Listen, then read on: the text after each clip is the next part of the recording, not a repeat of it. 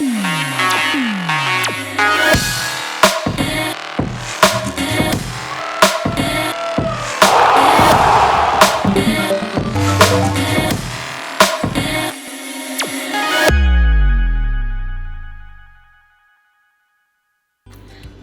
आई ग्रास्पर्स, आपके साप्ताहिक समाचार कैप्सूल में आपका स्वागत है। प्रकृति से बहुत कुछ सीखने को मिलता है। उदाहरण के लिए दूसरों को प्रभावित करने के लिए नहीं, बल्कि अपनी खातिर अपनी उपलब्धियों और विकास की खुशी की तलाश करें। फूल इस बात की परवाह नहीं करते कि उनकी प्रशंसा की जाए या नहीं। उनकी सुंदरता का आनंद उनके भाग्य की स्वाभाविक पूर्ति है। तो आई ग्रास्पर्स, आप जो कुछ भी करते हैं उसमें आनंद खोजें। आज की प्रमुख खबरें हैं। प्रधानमंत्री श्री नरेंद्र मोदी ने e-rupee digital payment solution launch किया। सीबीएसई के 10वीं और 12वीं के परिणाम घोषित। भारत ने अगस्त के लिए संयुक्त राष्ट्र सुरक्षा परिषद की अध्यक्षता स्वीकार की। सॉफ्टवेयर की खराबी के कारण अंतर्राष्ट्रीय अंतरिक्ष केंद्र दूर जा पहुंचा। गुब्बारों, कैंडीज और आइसक्रीम में प्रयोग होने वाली प्लास्टिक स्टिक्स पर 1 जनवरी 2022 से रोक।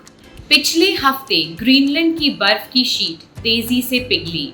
एस्तेबान ओकॉन ने हंगरी का ग्रां प्री जीता। और अंत में हमारा फन एंड फैक्ट्स सेगमेंट। राष्ट्रीय समाचार सुनते हुए आज के कैप्सूल की शुरुआत करते हैं। प्रधानमंत्री श्री नरेंद्र मोदी ने ई-रूपी डिजिटल पेमेंट सॉल्यूशन योजना लॉन्च की। इससे आम नागरिक के साथ साथ सरकारी ठेकेदारों को भी सरकारी भुगतान लेने में आसानी होगी। इसमें कैशलेस और कॉन्टैक्टलेस डिजिटल भुगतान का विकल्प होगा और ये बेनिफिशियरी के मोबाइल फ़ोन्स पर दिया जाएगा। ये NPCI यानी national payment corporation of India द्वारा कई अन्य सरकारी मंत्रालयों की मदद से तैयार किया गया है। सरकार ने ये भी कहा है कि निजी क्षेत्र में भी एम्प्लॉय वेलफेयर प्रोग्राम्स और CSR में पैसा देने के लिए इसका प्रयोग किया जा सकता है। हमारा भविष्य डिजिटल पेमेंट्स का युग होगा आई ग्रास्पर्स, और हम इसकी तरफ बढ़ रहे हैं। CBSE ने पिछले हफ्ते 10वीं और 12वीं कक्षा के परिणाम घोषित कर दिए हैं। 10वीं कक्षा की पास परसेंटेज 99.4% रही, जो काफ़ी ज़्यादा है। इनमें से लगभग 12% विद्यार्थियों को 90% से ज़्यादा अंक मिले हैं। 12वीं कक्षा की पास परसेंटेज 99.37% रही। इनमें से 70,000 विद्यार्थियों ने 95% से ज़्यादा अंक प्राप्त किए हैं। हमें इन सभी विद्यार्थियों पर गर्व है। उनके उज्जवल भविष्य के लिए हमारी शुभकामनाएं। पिछले हफ्ते भारत ने पूरे अगस्त माह के लिए सुरक्षा परिषद की अध्यक्षता स्वीकार कर ली है। यह रोटेशनल आधार पर होती है। इस दौरान भारत 3 मुख्य बातों, समुद्र के तटों की सुरक्षा, शांति बनाए रखना और आतंकवाद पर ध्यान केंद्रित करेगा। भारत ने जुलाई माह में सुरक्षा परिषद की अध्यक्षता करने और दुनिया के लिए काम करने के लिए फ्रांस को धन्यवाद दिया। जून 1950 से शुरू हुए इस प्रेस्टिजियस काउंसिल में भारत 10वीं बार इस पदवी पर होगा। भारत के विदेश मंत्री डॉक्टर एस जयशंकर ने इस संबंध में ट्वीट करते हुए लिखा, भारत हमेशा मॉडरेशन डायलॉग और इंटरनेशनल लॉ को बढ़ावा देगा। हमारे देश के लिए यह बहुत ही गर्व की बात है। साथ ही यह हमारे देश की स्वतंत्रता की 75वीं वर्षगांठ का बहुत बढ़िया उपहार भी है। पिछले हफ्ते इंटरनेशनल स्पेस स्टेशन में उस समय कुछ डर का माहौल बन गया था जब रूस के 7 क्रू सदस्यों ने उसे कुछ आगे धकेल दिया। एस्ट्रोनॉट्स की स्पेस स्टेशन पर उतरने के बाद स्पेसक्राफ्ट की थ्रस्टर्स की गलती से स्टेशन पृथ्वी से 250 मील आगे खिसक गया। इसके कारण मिशन के फ्लाइट डायरेक्टर को स्पेसक्राफ्ट इमरजेंसी की घोषणा करनी पड़ी। पृथ्वी के नियंत्रण कक्ष और एस्ट्रोनॉट के प्रयासों से दोबारा कंट्रोल स्थापित हो गया और अब आईएसएस फिर से ऑर्बिट की ट्रैजेक्टरी में आ गया है। आईग्रास्पर्स, इस घटना से यह सीख मिलती है कि सोच समझ कर आगे बढ़ना और समस्या का हल ढूंढना हो तो शांत रहकर और मिलजुल कर काम करने से हमें सफलता मिल सकती है। आईग्रास्पर्स, क्या आपने कभी सोचा है स्पेस में रेफ्रिजरेटर कैसे काम करते होंगे? यदि हम अपने घर के फ्रिज को स्पेसक्राफ्ट में लगा दें तो वह ओवरहीट होकर बहुत ही मुश्किलें खड़ी कर देगा।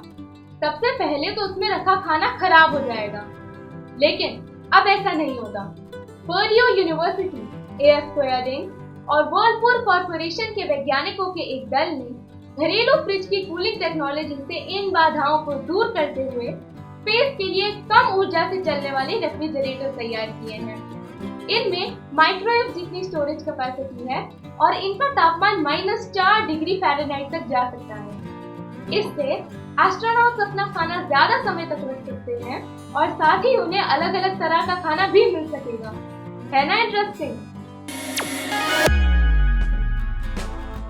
भारत की केंद्र सरकार अगले साल जनवरी में आइसक्रीम और कैंडी में लगने वाली प्लास्टिक की स्टिक्स पर रोक लगा रही है।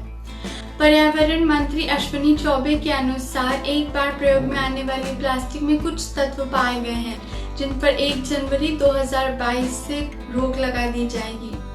भारत ने 2016 में 14 राज्यों और संघ शासित प्रदेशों में एक बार प्रयोग किए जाने वाली प्लास्टिक पर रोक लगाने का निर्णय लिया था। यह कार्य करने के लिए एक विशेष कार्य दल बनाया गया था, इसलिए आप यह याद रखिए, आइस स्क्रैपर्स और एक जागरूक नागरिक। इस साल भारी बारिश के मौसम के कारण शैंपेन बनाने वाले बुरी तरह से प्रभावित हुए हैं। भारी बारिश के कारण 20 से 25% वाइनयार्ड फफूंदी से खराब हो गए हैं। पश्चिमी यूरोप में दुनिया के सबसे ज्यादा वाइनयार्ड हैं। वहां जुलाई के शुरू से ही भारी बारिश हुई है और अंगूर के बागों में फफूंदी लग गई है, जिस कारण शैंपेन बनाने वालों को बहुत परेशानी का सामना करना पड़ रहा है। हालांकि उनका कहना है कि इससे उद्योग की अर्थव्यवस्था पर कोई प्रभाव नहीं पड़ेगा और शराब की कीमत नहीं बढ़ेगी। ग्रीनलैंड की बर्फ की शीट तेजी से पिघल रही है और जलवायु वैज्ञानिकों के लिए यह चिंता का विषय बन गया है। एंटार्क्टिका के बाहर ऑस्ट्रेलिया से भी बड़ा यह एकमात्र ऐसा महाद्वीप है जहां बर्फ की शीट हमेशा जमी रहती है। वास्तव में दुनिया का 70% ताज़ा पानी एंटार्क्टिका और ग्रीनलैंड से मिलता है। पिछले हफ्ते इस शीट की करीब 22 गीगाटन बर्फ पिघल गई। वैज्ञानिकों को अनुमान है कि यदि यह पूरी शीट पिघल जाती है तो इससे समुद्र का स्तर 6 से 7 मीटर बढ़ सकता है। आईग्रास्पर्स, ये तो सच में एक चेतावनी है। हम सबको इस संबंध में जागरूक रहना पड़ेगा, कहीं बहुत देर ना हो जाए। पिछले हफ्ते हंगरी का ग्रां प्री एक ऐसे मोड़ पर पहुंच गया जब वह रेस दोबारा शुरू करनी पड़ी। उसके पहले ही दौर में 5 ड्राइवर पहले ही मोड़ पर एक के बाद एक क्रैश करने लगे। एस्टेबान ओकोन ने इसका पूरा फायदा उठाया। उन्होंने अपनी टीम और खुद भी पहले ग्रां प्री जीत लिया। लुई हैमिल्टन को अपनी 100वीं जीत की उम्मीद थी, पर वे ऐसा नहीं कर पाए। लेकिन वे ओवरऑल ड्राइवर स्टैंडिंग्स में मैक्स वर्स्टेपन से आगे निकल गए। मर्सिडीज भी रेड बुल से आगे निकलकर कंस्ट्रक्टर्स चैंपियनशिप में आगे रहे। अब वे समर हाइएटस के लिए जा रहे हैं और अगस्त के अंत तक लौटेंगे। हेलो आईग्रास्पर्स, प्रस्तुत है टोक्यो में ओलंपिक्स की एक झलक। नीरज चोपड़ा ने जैवलिन थ्रो में 87.58 मीटर के थ्रो के साथ गोल्ड मेडल जीत लिया है। यह पहली बार है जब भारत ने किसी ट्रैक एंड फील्ड इवेंट में पदक जीता है। ये एक शानदार उपलब्धि है और हमें उस पर बहुत गर्व है। बजरंग पुनिया ने भी पुरुषों की 65 किलोग्राम रेसलिंग फ्रीस्टाइल के इवेंट में ब्रॉन्ज पदक हासिल करने में कामयाबी हासिल की। हॉकी एक बार फिर से हमारे देश का मुख्य आकर्षण रहा है। हमें हॉकी की महिला और पुरुषों दोनों टीमों पर गर्व है। हमारी महिला टीम को हार का सामना करना पड़ा, लेकिन पुरुषों की टीम ने ब्रॉन्ज मेडल जीत लिया है। ये मेडल हमें 41 साल बाद मिला है। लवलीना बोरगोहेन ने महिलाओं की वेल्टरवेट बॉक्सिंग में ब्रॉन्ज मेडल जीतकर हमारे देश को गौरव दिलाया। रवि कुमार दहिया ने भी पुरुषों की 57 किलोग्राम रेसलिंग में सिल्वर मेडल जीत लिया है। हमें 23 वर्ष अदिति अशोक का भी विशेष उल्लेख करना चाहिए, जिन्होंने वास्तव में कठिन संघर्ष किया, लेकिन महिला गोल्फ इवेंट में सिर्फ एक स्ट्रोक से पोडियम में चूक गई। अब हम खेलों के अंतर्राष्ट्रीय समाचारों की ओर बढ़ते हैं। सिमोन बिल्स ने इंडिविजुअल और टीम इवेंट्स में सिल्वर और ब्रॉन्ज मेडल जीत लिया है। क्लाइंबिंग को ओलंपिक्स में पहली बार शामिल किया गया है और 18 साल के स्पेनियर्ड अल्बर्टो लोपेज ने इसमें गोल्ड मेडल जीत लिया। इस हफ्ते की एक और बड़ी खबर 400 मीटर की हर्डल रेस है। इसे ओलंपिक्स के इतिहासिक में एक बड़ी दौड़ माना जा रहा है। कार्स्टन वॉरहोम ने इसमें गोल्ड मेडल जीता। उन्होंने इस कड़ी प्रतियोगिता में 45.94 सेकंड में पूरी करके वर्ल्ड रिकॉर्ड बनाया है। महिलाओं की रेस भी रोमांचक रही और अमेरिका ने इसमें गोल्ड और सिल्वर दोनों मेडल जीत लिए। गोल्ड मेडलिस्ट सिडनी मैकलॉफ्लिन ने भी 51.46 सेकंड में इसे पूरा करके वर्ल्ड रिकॉर्ड बनाया। आज के खेल समाचारों में बस इतना ही। हमें उम्मीद है कि आप टोक्यो ओलंपिक्स 2020 के शानदार खेलों का मजा ले रहे हैं। श्रीलंका में एक कुएं की खुदाई के दौरान अचानक दुनिया का सबसे बड़ा स्टार सफायर क्लस्टर मिला। यह 510 किलोग्राम का है और इसका मूल्य 2.5 मिलियन कैरेट है। यह एक हीरो के व्यापारी के घर में पाया गया। इसकी सफाई में लगभग 1 साल का समय लगा। कई विशेषज्ञों से इसकी पहचान कराई गई। उनका दावा है कि अब तक पाया गया ये दुनिया का सबसे बड़ा क्लस्टर है। उन्होंने प्यार से इसका नाम सेंट्रोपिटी सफायर रखा है, क्योंकि इसका अनुमानित मूल्य $100 मिलियन है। इसे हम सौभाग्य की खुदाई कह सकते हैं। क्या आपको मालूम है आईग्रास्पर्स, वैज्ञानिकों ने यह खोज की है कि पृथ्वी की घूमने की गति धीमी हो रही है और इससे वातावरण में ज़्यादा ऑक्सीजन बन रही है। इसका कारण यह है कि कुछ बैक्टीरिया और एल्गी फोटोसिंथेसिस की प्रक्रिया से ऑक्सीजन बनाते हैं। पृथ्वी की गति धीमी होने से दिन लंबे होने के कारण उन्हें सूर्य की रोशनी एब्जॉर्ब करने के लिए ज़्यादा समय मिलेगा। वैज्ञानिक इससे यह भी समझने की कोशिश कर रहे हैं कि अरबों साल पहले हमारे प्लैनेट पर ऑक्सीजनेशन कैसे शुरू हुआ। विज्ञान और हमारे पृथ्वी में बहुत से रहस्य छिपे हैं। पिछले साल किए गए एक सर्वे के अनुसार यूनिवर्सिटी की पढ़ाई के लिए लंदन सबसे अच्छा शहर है। म्यूनिक जर्मनी दूसरे स्थान पर और जापान की राजधानी टोक्यो और साउथ कोरिया की राजधानी सियोल दोनों तीसरे स्थान पर रहे। ब्रिटेन की राजधानी पहले स्थान पर रही, क्योंकि एक तो वहाँ वर्ल्ड क्लास कॉलेज हैं और वहाँ इंटरनेशनल स्टूडेंट्स काफ़ी संख्या में आते हैं। इसके साथ साथ वहाँ ग्रेजुएट करियर अपॉर्चुनिटीज़ बहुत अधिक हैं। इसलिए आईग्रास्पर्स, यदि आप अपनी ग्रेजुएशन के लिए विदेश जाना चाहते हैं तो लंदन के कॉलेज ज़रूर देखें। इस सप्ताह का मुहावरा है मुंह में पानी आना, जिसका मतलब है लालच होना। हलवाई की दुकान पर सजी मिठाइयाँ देखकर बच्चे के मुंह में पानी आ गया। बूझो तो जाने, काला घोड़ा सफेद सवारी, एक उतरा तो दूसरे की बारी, पहचानो कौन? तवा और रोटी। पहचानो कौन? भारतीय मूल के इस अमेरिकी फिल्म मेकर को कंटेम्परेरी सुपरनैचुरल थ्रिलर्स के लिए जाना जाता है। ये अपनी हॉरर फिल्मों के लिए भी प्रसिद्ध हैं और वे बच्चों की फिल्म स्टुअर्ट लिटिल के को ऑथर भी हैं। उनकी फिल्म द सिक्स्थ सेंस एक अंतर्राष्ट्रीय ब्लॉकबस्टर थी, जिसे 6 अकेडमी नॉमिनेशंस मिले। इनमें बेस्ट डायरेक्टर और बेस्ट ओरिजिनल स्क्रीन प्ले भी शामिल है। ये एम नाइट श्यामलन ही है। क्या आपको मालूम है कि वे समाज सेवी भी है? इनकी संस्था अलग अलग क्षेत्रों में उभरने वाले नेताओं की मदद करती है।